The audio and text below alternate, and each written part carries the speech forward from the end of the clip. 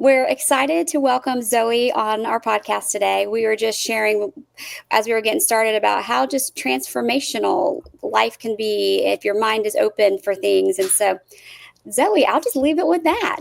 She is a storyteller, truth teller, but also fiction writer, and how you fit all those together. Well, thank you, first of all, for having me today. It was such a nice compliment to even have you reach out to me. This has been quite the interesting journey. It started off with the worst things that could happen in your life. You get scammed. And in my case, not for the first time. I had been scammed once before, 5 years in the past, created all kinds of rules to protect myself. Good for 5 years. And then here I get hit again, only worse. And it's because I broke my own rule. Yes, I accepted a friend request from someone that appeared to be safe. I had checked all my little boxes, what I thought I was looking for, had a conversation, and sent him packing, I thought. It's been nice talking to you. It's been a wonderful conversation. I don't really expect to speak to you again, but I've enjoyed it. Off you go. He came back, had another nice conversation, and it's been nice, but really this has to be the last time. Off you go. He came back. So it became a joke. I actually gave him the nickname Boomerang because he kept coming back and he was in Australia. So like, you're a boomerang. But I had so enjoyed the conversations that I went ahead and let my guard down a little bit, still not much. He had moved the conversation off of Facebook Messenger to WhatsApp. And I had WhatsApp. I used it with friends anyway. But I did not know when at one of the early stages when one of my warning signs went off that when you block someone on WhatsApp, you don't really block them. There's no facility for that in WhatsApp. They go into like an archive. So one of my early warning signs when I'm like, oh, I don't like this. I'm not comfortable. You're asking me something I'm not comfortable with. I blocked them. A week passed, maybe 2 weeks. And then I stumbled upon the archive and saw all these messages like, what happened? I don't understand. What did I do? And that's how they suck you back in. They feign innocence. Now, this guy was either working as a team. I do believe there were at least 2 people, if not more, involved with what he was doing. But he also didn't go by the normal scammer playbook. Usually, my past experience was you had to basically pull teeth to get scammers to share anything personal, for them to share pictures. And I had learned in my first experience to ask all kinds of questions, almost to the point of being annoying, to do reverse image searches. And so you ask for those pictures. And in this case, he was voluntarily sharing pictures, voluntarily sharing information about himself. So he had a plan. And one of the first pictures he shared with himself with me actually was the wrong picture. And now whether that was intentional or if that was an honest mistake, only he knows.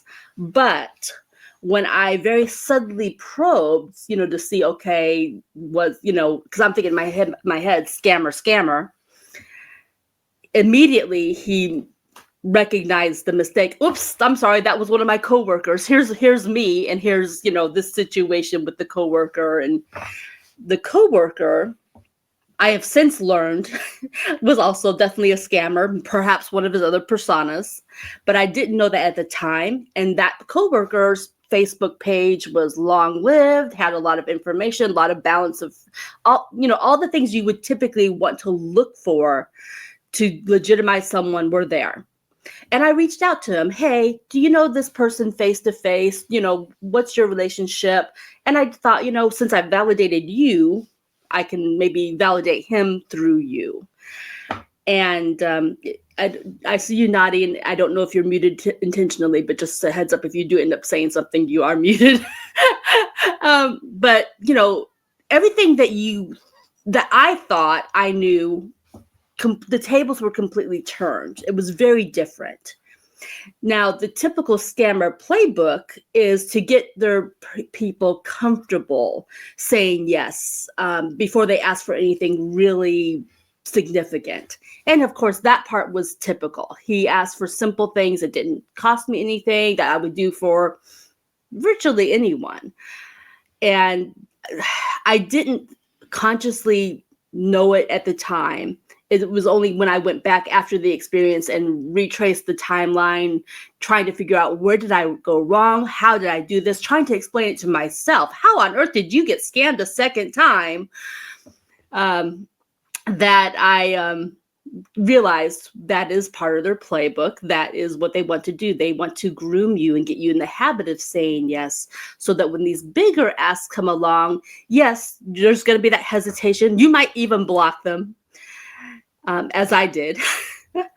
But they're going to find a way to get back through, whether it's going to be through maybe another friend. Maybe they reach out to you through another friend. Perhaps by then they've gotten your phone number and they text you. This guy did all those things. Over the course of time of this process, I had blocked or tried to cut off contact altogether 5 times. It was the 5th time that it finally took, because by then I had it. I was done. I no longer had any faith or belief.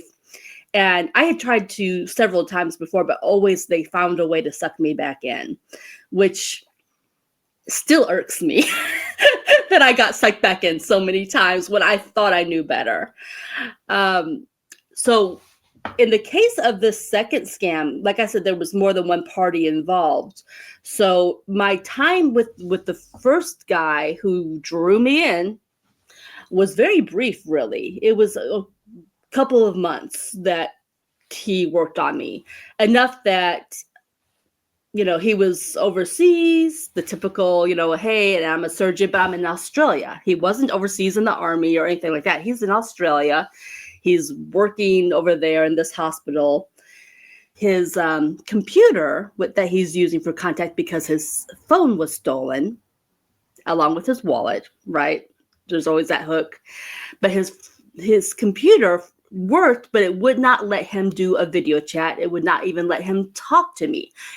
But this was an interesting twist. He made the attempt. I actually got him attempting to do a Zoom call, or attempting to reach out via WhatsApp using his computer, just enough to tease me. It was just enough to make me second guess and doubt myself that, oh, maybe he's really telling the truth. Maybe his device doesn't work and he's making the effort. So he did all of these things that made me second guess. And that's the whole manipulation of it. Everything you think everything to be true, they make you second guess and you doubt. I had done my research like anyone would. If I'm in that situation, I'm going to go to the embassy. I'm going to do this. I'm going to do that. And scammers always find a way to make it believable that, well, yes, under normal circumstances, but it doesn't work that way over here. And I have traveled internationally. I feel like in that situation, I would have reacted certain ways, but somehow they still convinced me, no, it doesn't work that way over here. Here's this situation that I'm dealing with. So when it changed hands and he was on his way home to the United States, after many hoops involved and manipulations involved, suddenly I'm dealing with the second player. Now, he had laid the groundwork that the second player was a travel agent who contractually he had to do the travel with, which again didn't really make sense to me, but not knowing the world of whatever organization he was supposed to be with, and of course being United States, we give people innocent until proven guilty. There's that benefit of the doubt. So even though I didn't like it, I didn't fully trust it, up to that point, I was like, well, okay, I would like to see proof of this, but in lieu of proof, I'm going to okay, here we go. So he disappears because he's a dual citizen, he says. So he's got his U.S. passport and he has his Turkish passport because he was born in Turkey but raised in the United States. He goes back to Dubai, where he had previously been working before Australia, and gets arrested, so I'm told. And legitimately, I do research. Sure enough, there is a law that if you travel into that country, United Arab Emirates, I think I'm saying that right, it's a mouthful, that if you travel in on one passport, you have to travel out on the same passport. Otherwise, you could be arrested. And so that was a fact. So I'm doing all this research, trying to figure out, okay, how do we help get this situation? The travel agent happens to be on his way home and is supposedly traveling with this scammer.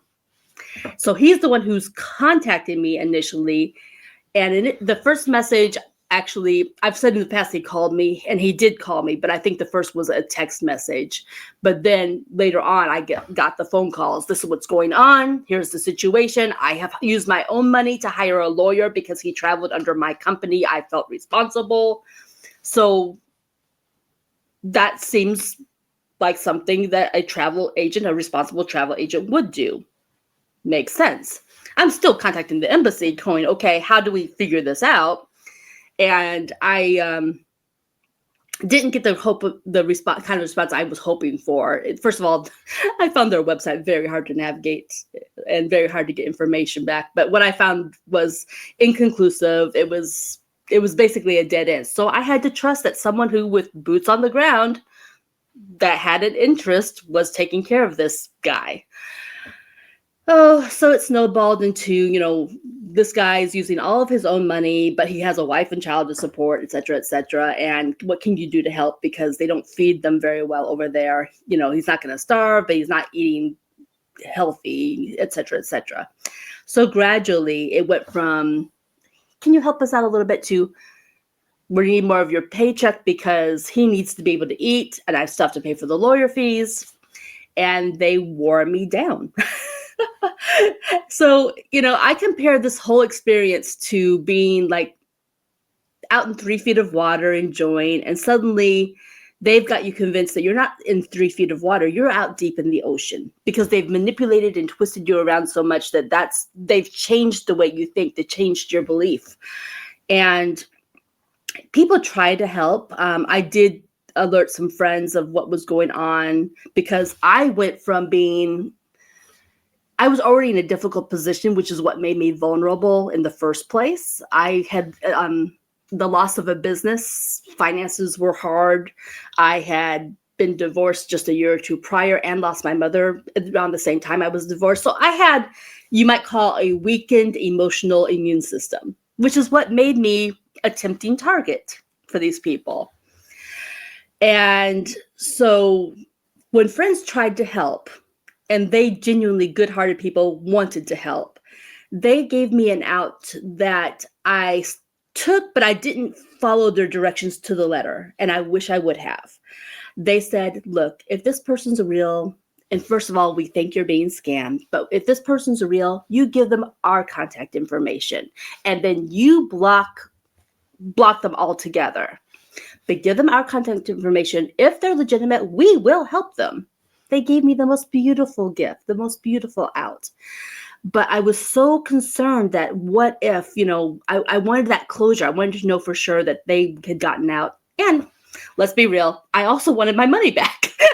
I wanted to be reimbursed for what I had already put in. So that's where they had me, on those two things. I was concerned about the person, and I was hoping to get my money back because I was struggling myself already before they ever showed up on my doorstep. But that's the trap, because you've already lost so much and you're going to keep on losing. They have no mercy. Enough is never enough. You keep thinking, okay, well, when is enough going to be enough? Just take everything I've got and go away, is what I kept thinking. Take what I have, go away, and then let me rebuild. They weren't going to do that. As long as I had something I was willing to figure out how to give them, even if it wasn't mine, if I had to go borrow money, they were going to take everything I could possibly get my hands on. And this is where I am so grateful to my family, because even though I failed to fully implement my friend's advice, my family stepped in at a point when I was really in serious trouble, when I wasn't going to be able to make my mortgage payment. And instead of giving me the money directly, they very wisely paid my mortgage directly for me. And I'm so grateful that, first of all, they helped me out. Second of all, that they did that directly, because as surely as that money had landed in my bank account, I probably would be homeless. because somehow that manipulation would have been, well, my need is greater than your need, because that was the mindset all along. My need is greater than your need. You can get by on, $30 a week of grocery money for you, your two dogs, or your two cats and a dog. But I need this over here because it's more expensive and I'm in prison, et cetera, et cetera. So that was kind of where I was coming from when I wrote my book. And so I didn't want to simply tell my story. I think there's a lot of other people who have similar experiences. They've shared their stories. There's definitely value in sharing the story. My goal was, first of all, to understand, how did this happen to me? How can I prevent it for myself? And while I'm at it, can I help others? Can I help them understand the manipulations, how to get rid of them? Can I help the family members and friends? Because even though the friends had helped me, they tried to help me, and I did hear them, there was it's like there's a skew in your brain kind of thing, because you hear the words, we think you're being scammed, and internally you're saying, because no one else could possibly love me. Only a scammer would do this, that they would love me that way. So it was both helpful and hurtful at the same time. And I know they never intended to hurt me, but that was internally what was going on. And that's what happens. When you tell someone you're being scammed, it pushes them closer to their scammer. And so I wanted family and friends to realize, okay, this is what's going to happen. This is why you don't necessarily say that.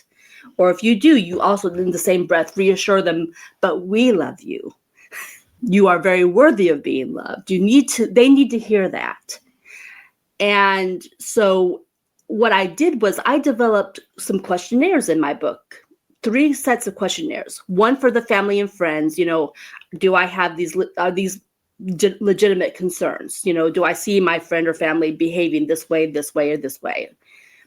Okay, now that we've validated, yes, we really solidly think that they're being scammed, we have a questionnaire for the person who we think is being scammed, so that they can draw the conclusion themselves if they answer it honestly.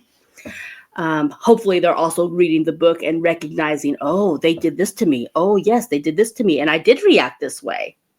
Because that's how the book is written. One scammer is teaching another scammer, this is the scam we're going to pull. This is how we expect our target to act. And then here's the target. Well, they asked for this, and I think this, but then here's how you get out. So that's how the book is outlined.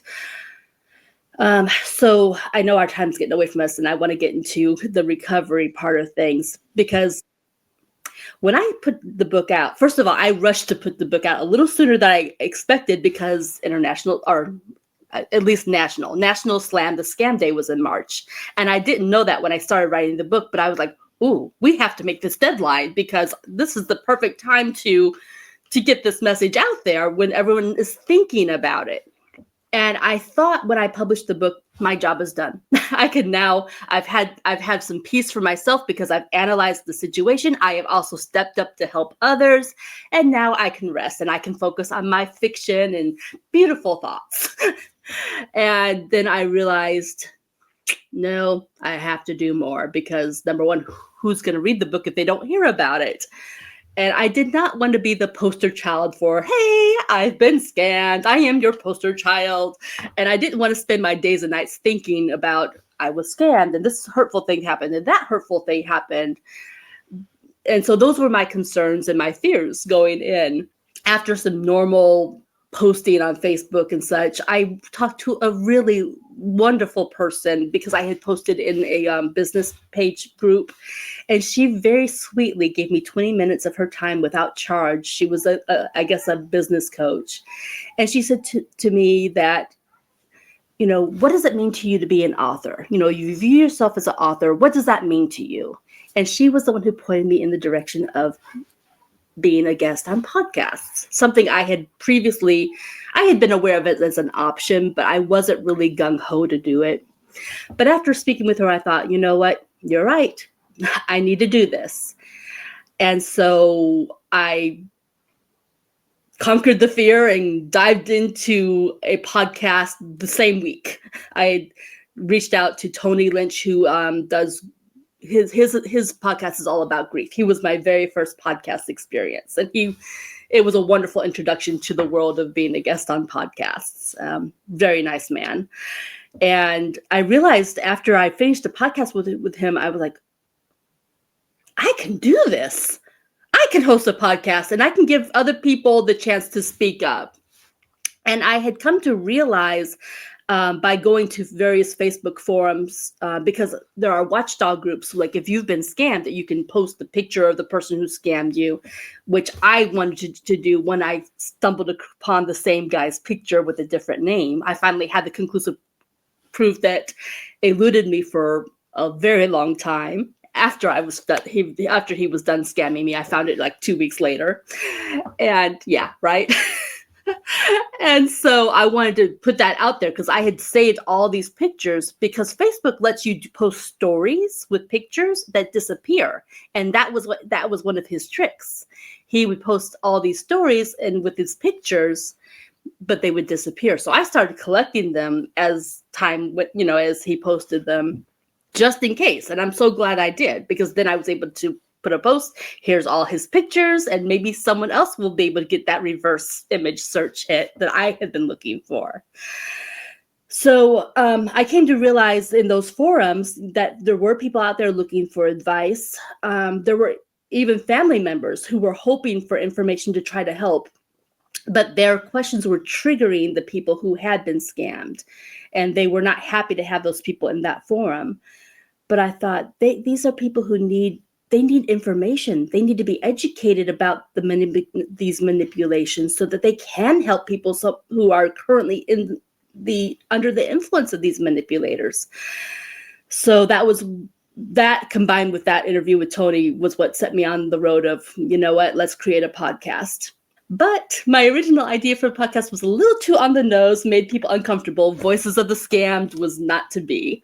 So I've switched it to the Molten Truth, which is a little bit broader. Still people who've been manipulated or who have amazing stories to tell, that have changed their life the way this has changed mine. And the first episode will launch May 31st with my own story. I am still looking for people to participate. I'm hoping that I will have some takers. It'll probably be slow. It'll be probably 1 month at a time episode until I get enough people built up. But it all started with baby steps. I had not even shared my story with my friends or family. Even when I first published the book, I had not shared this with my friends and family beyond the two that had helped early on, saying that I was scammed and that they would take that. My best friend, who lives right here 15 minutes away, I had not said a word to her until after I published the book and about the time that I was about to do my first podcast. I have found that the more I speak about it, I have learned more about myself. I feel like I have healed even more by speaking up about it. And I didn't fully understand. I knew, wounds sometimes need the open air to heal. So I knew that on an intellectual basis. Actually, it was a little pearl of wisdom I got from my ex-husband. But a friend of mine just this week gave me an answer to a question I didn't even know I was asking. But she had made a comment just the other day that putting feelings into words can reduce your emotional state, and that it was scientifically proven. And I thought to myself, it is? There's something like that? So I did some research, and sure enough, I found there some articles in psychology and in the scientific, I think it's called affected labeling, I think is the scientific term for it. But by speaking up this way, it really does promote that healing in yourself and more understanding. It allows you to forgive yourself. And there's so much benefit. It's almost like those old movies. What was it? There was some character, it was always a joke, but he was always laying on a psychologist's couch. I forget who that was. But it's not ringing a bell for me who that would be. It was like back in the 80s. It was a running joke because I guess every movie he did, he was always laying on a psychologist's couch kind of thing. And I think The Simpsons spoofed it, but that's going to bug me now. Someone out there probably recognizes what I'm talking about. But so there's a little bit of that element, but understanding yourself, understanding why you did what you did, it's a huge burden lifted when you understand why you reacted the way you did. And I hope it will make me more vigilant. One thing for sure, never breaking my rule again about accepting a friend request, an unsolicited friend request without doing, and even with that, even if I do, just like you and I did, we talked on the approved Messenger Facebook forum. So going off of Facebook, going off of Messenger, that's where the inherent danger lies, because on Messenger, you have proof and you can block them. So even if you take the risk, being able to block them or report them, actually both, it's a great protection if you're going to go down that road. And I have to now because of the podcast. But certainly going off from there, never going to happen. So I have, well, first, I want to just thank you for sharing your story, because I think it hits on two things that as humans can be very triggering for us: the love part, mm-hmm. and then the "am I an idiot?" Right. You know what I mean? Like, yes, exactly. so those are things. If I thought about my worst nightmare, Mm-hmm. it would be someone not loving me or someone thinking I'm an idiot, or both together. And in this one, they're together. And so I can absolutely see why those who are, I don't want to say victims, but who are actively being scammed would not want to admit it to themselves. Because no one wants to be an idiot. No one wants to be unlovable. Right. And oh, they're not, no, that's not me. How many times we do that? Like, that's not me. That's not, I'm different. And so I really love that you touch on that. And I love that you've created the workbook for folks on both sides, because I would have reacted that way. If my friend or family member came to me with this story, I would have followed my natural inclination with questions, and I would have triggered them. And so I'm so glad that you give those tools, because when you know better, you do better. And so much of this podcast, I mean, I'm a changed person from this podcast. I've learned so much just about myself and people in the world, that small things like that add up and also overlap into other areas. So not just in the environment of being scammed like you were online, you could just be scammed in a relationship. Yes. You know what I mean? Like, it doesn't have to be a full-blown international James Bond affair like what you had, it could just be the cute guy in math class that you end up dating. Many of these same red flags could show up. So I think your tools could be used in those scenarios as well. Absolutely. If we are worried about just any kind of, let's call it what's the new word? They don't call it relationship. They call it some new fancy word. Got me on that one. Situation. You're in a relationship situation. I don't know. Somebody I don't know what I'm talking about. And so I really like that these kind of overlap. But coming back to the scam, how long from when it started until you finally how much of your life was that? I am sorry to admit it was probably about a year, because I kept trying to get out over and over again. I made very little money, and they were waiting for me each payday to contribute what I could toward the situation. So yeah, they strung me along for a year, which if I allowed myself to be shamed by it, but I've come to a point where, you know what, it is what it is. They strung it out. I fought it, like I said, 5 different times I tried to break that off. But yeah, they strung me along for about a year. They finally met my one line in the sand that I was always the hard no. And that was depositing a check at a bank that supposedly belonged to them, but did not belong to them. And that was just a hard no. Wow. Okay. But that was the line in the sand for me, where I said, okay, look, if I ever needed definitive proof that you're a scammer, that's the one. Yeah. I slow clap for them because kudos to perseverance to do this for a year.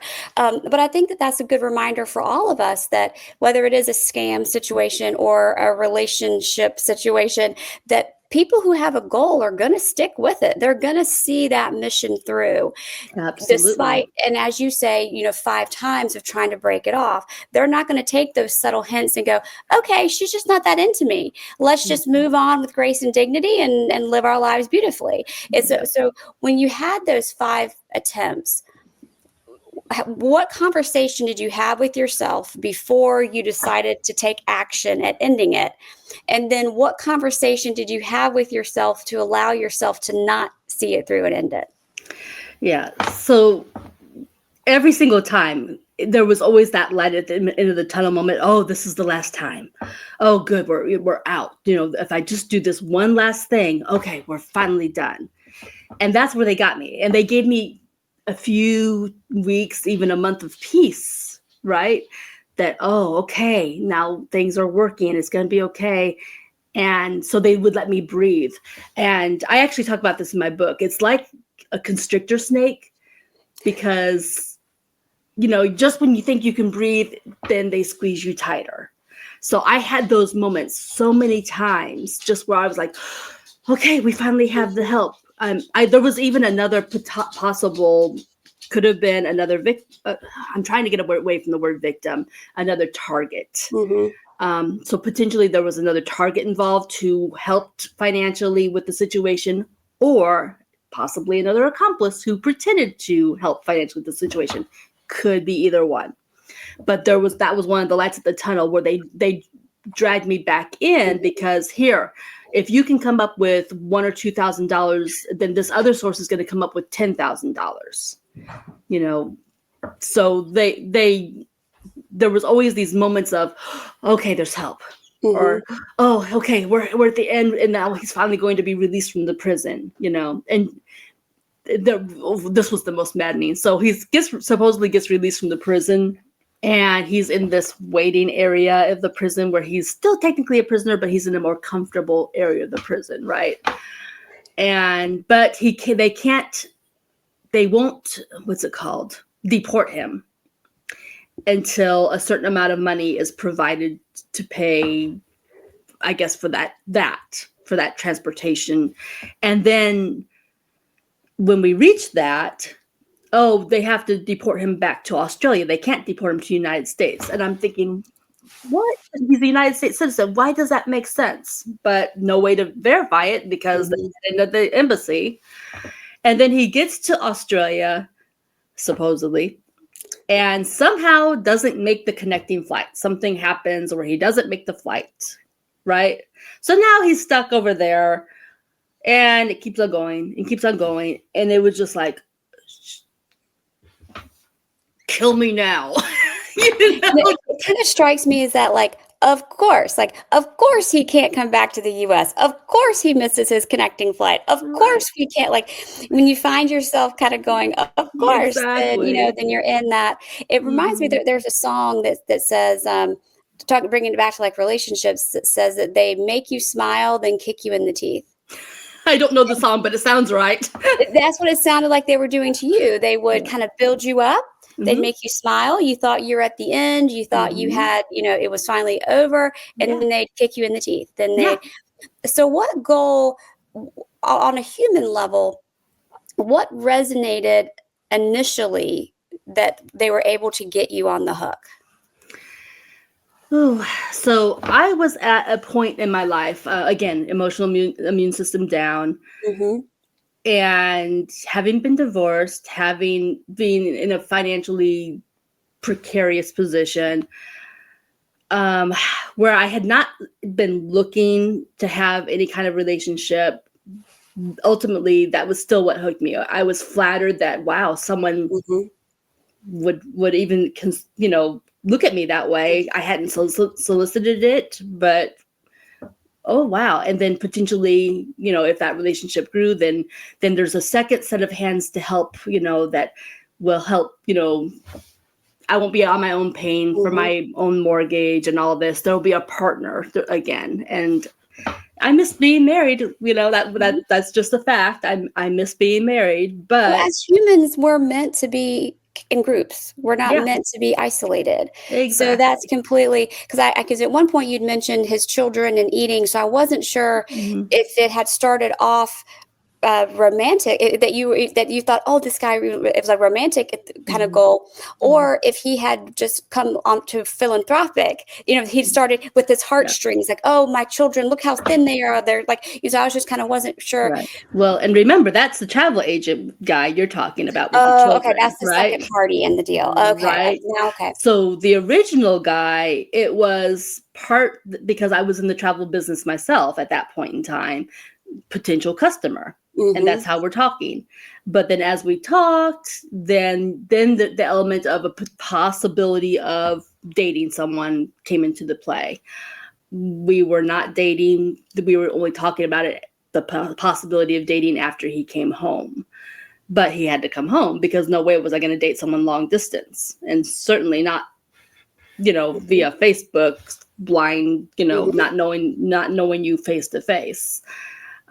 So that was the whole reason. He was almost at the end of his time that he was supposed to be there, and he was supposed to be on his way to the United States, and then we could investigate the possibility of dating. mhm. That was the plan. And obviously that was all part of the hook. And the other thing that kind of resonates with me when I hear your story is how we can dishonor ourselves. And, Mm-hmm. and, and I say that because you may decide, I'm not going to do this, or I'm not going to do this. And Mm-hmm. you know your gut, your instinct, you don't want to do whatever that is. Mm-hmm. But people have a way of getting into our psyche, playing on those emotions, our love, that we want to be loved, that we want to not look like an idiot, and that those can be weak areas of entry, so to speak, Oh where yes. people can make us, because that's something I'm really trying to, as I've done this podcast and have just had the honor of speaking with so many women like you, I think about how many times I dishonored myself Mm-hmm. by going against something I had said I wouldn't do, Absolutely. because one of those barriers of entry had been, they'd gotten through, the enemy had gotten through. And so it can Yes. happen in so many different ways. So I was so glad to have you come on and share this story from this perspective, because Yeah. it can happen.